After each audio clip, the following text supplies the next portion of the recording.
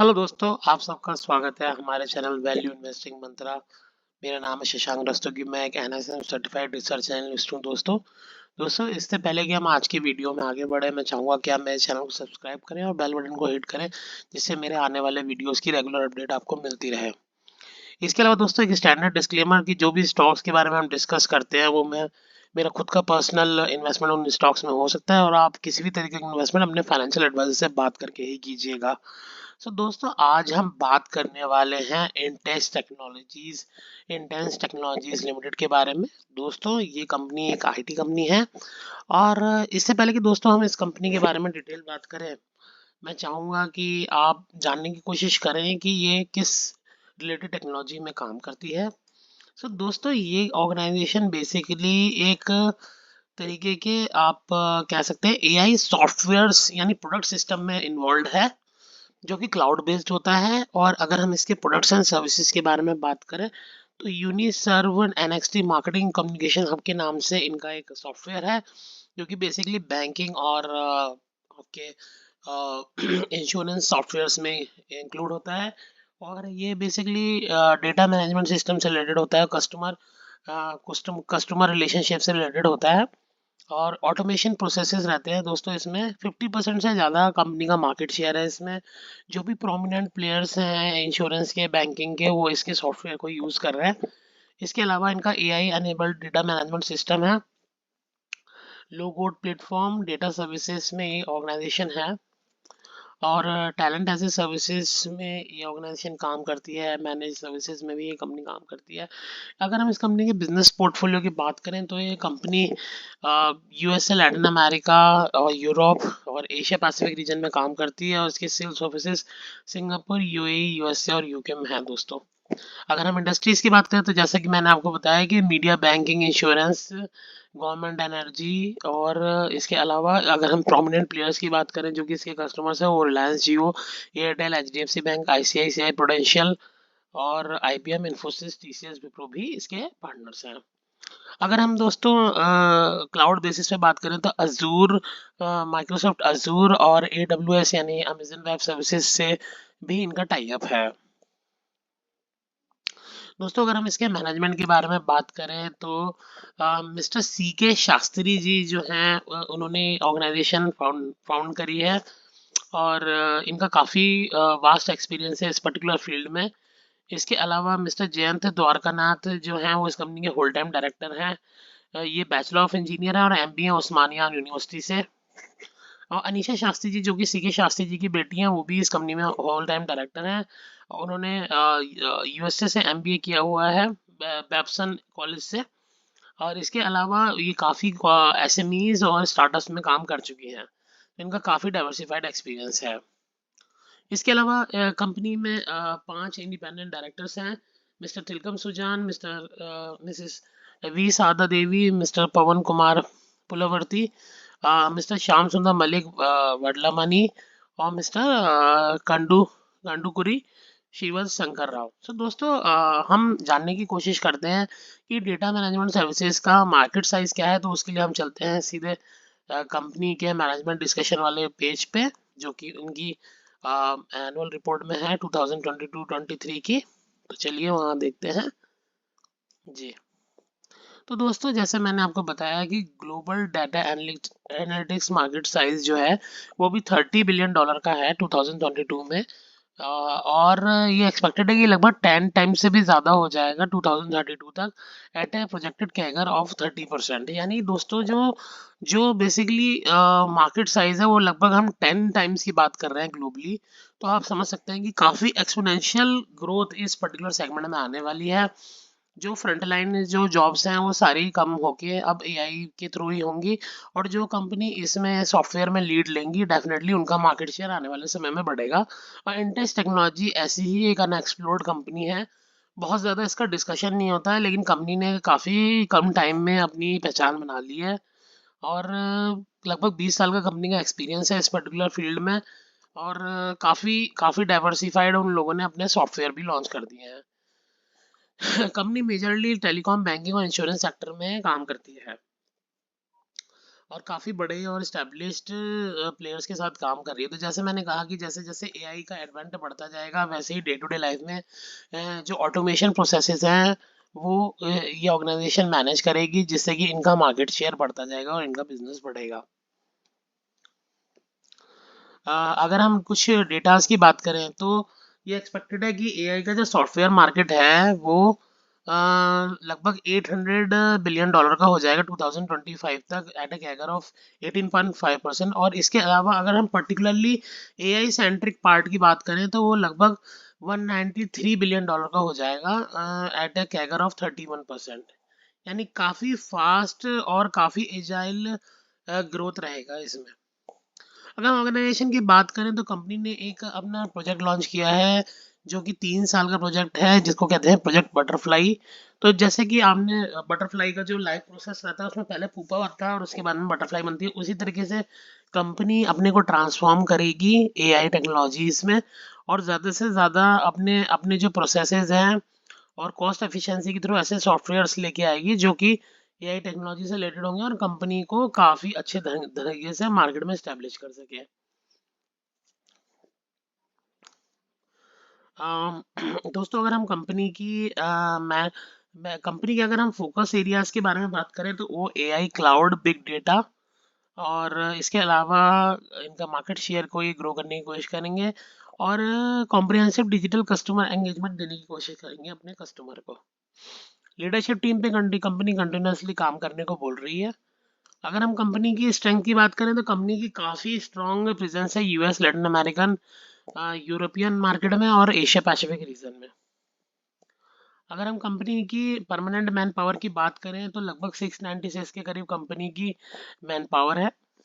अगर हम कंपनी के कंपटीशन की बात करें तो तेज़ी से बढ़ते लैंडस्केप में काफ़ी काफ़ी कंपनीज आ रही हैं और इसमें काफ़ी नए प्लेयर्स आ रहे हैं जो कि एआई सॉफ्टवेयर टेक्नोलॉजी में काम कर रहे हैं, मगर जो इनोवेशन लेके आएगा वही इस टेक्नोलॉजी में टिकेगा। तो आने वाले 10 साल में कंपनी में का जो ग्रोथ प्रोस्पेक्ट है वो काफ़ी रैपिड है और मार्केट शेयर काफ़ी तेज़ी से बढ़ सकता है और मार्केट साइज भी काफ़ी तेज़ी से बढ़ सकता है। ये कुछ रिस्क हैं जो कंपनी फेस कर सकती है, जैसे कि ग्लोबल इकोनॉमिक और regulatory situations, global economic and regulatory situation, supply side risk भी कंपनी फेस कर सकती है। मैन पावर की शॉर्टेज भी कंपनी फेस कर सकती है। Long sales cycles company face कर सकती है, क्योंकि ट्रैवल जैसे जैसे बढ़ेगा तो हो सकता है कि सेल्स साइकिल थोड़ी आगे बढ़े या फिर कंपनीज के प्रॉफिट्स थोड़े कम हो जाए तो हो सकता है सेल्स साइकिल थोड़ी लंबी की से चले।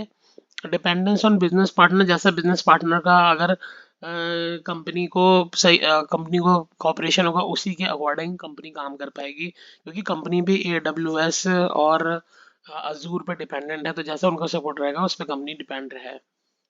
इसके अलावा कंपनी को काफ़ी अपने पेटेंट्स करके रखने पड़ेंगे अपनी टेक्नोलॉजी के, सो दैट उनके कॉपीराइट इन्फ्रिंजमेंट ना हो और कहीं कंपटीशन उन टेक्नोलॉजीज को टेक ओवर ना कर ले।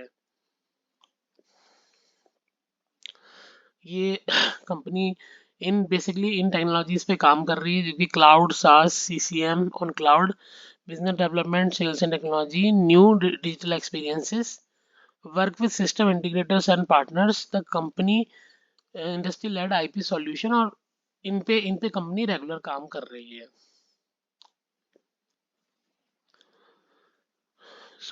जिस तरीके से हम देख सकते हैं कि अगर हम मार्केट पोटेंशियल की बात करें, जो गार्टनर मैगजीन है उसके हिसाब से 80% एग्जीक्यूटिव्स को लगता है कि automation can be applied in any business decision. यानी कि 80% एग्जीक्यूटिव्स को लगता है कि आने वाले टाइम में ऑटोमेशन किसी भी बिजनेस डिसीजन में काम कर सकता है। उसके लिए मैन पावर की हमारे को ज़रूरत नहीं है, हम AI के थ्रू वो चीज़ भी कर सकते हैं। 79% कॉर्पोरेट स्ट्रेटेजी AI के थ्रू बन सकती हैं। बाय 2026 से 70% ऑर्गेनाइजेशन जो है वो डिजिटल ट्रांसफॉर्मेशन को अडॉप्ट कर लेंगी क्लाउड बेसिस पे। और गार्डनर ये एक्सपेक्ट करता है कि बाय 2024 50% जो नए सिस्टम्स हैं वो क्लाउड बेस्ड होंगे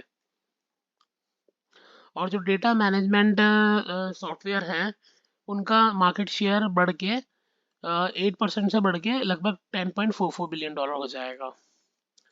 और 2000 बाई 2025 50% करीबन 50% जो बड़ी ऑर्गेनाइजेशन है वो एंगेजमेंट चैनल के थ्रू कर सकती हैं, को यूनिफाई करने से भटक सकती हैं, जिस वजह से disjointed and soiled context lack कर सकता है।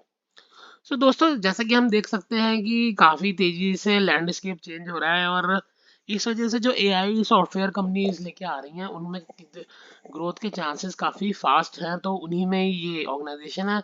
अगर हम इसकी करंट मैन पावर की बात करें, लगभग 696 के करीब इसकी मैन पावर है। और इसका अगर हम इस कंपनी की बेसिक जानकारी लेने की कोशिश करें तो लगभग 266 करोड़ की कंपनी की मार्केट कैपिटल है। किसी भी तरीके का लोन नहीं है। आरओई अगर हम फॉरवर्ड बेसिस पे देखें तो लगभग 14% की हो सकती है। बाई ईयर एंड लगभग 18 करोड़ के करीब हमें लगता है कि नेट प्रॉफिट कंपनी पोस्ट कर सकती है ऑन ईयरली बेसिस। कंपनी में एक नेगेटिव है कि प्रमोटर होल्डिंग अभी बहुत कम है, लगभग 21% के आसपास है, लेकिन ये एक्सपेक्टेड है कि टाइम के साथ ये अपनी होल्डिंग्स बढ़ाएंगे।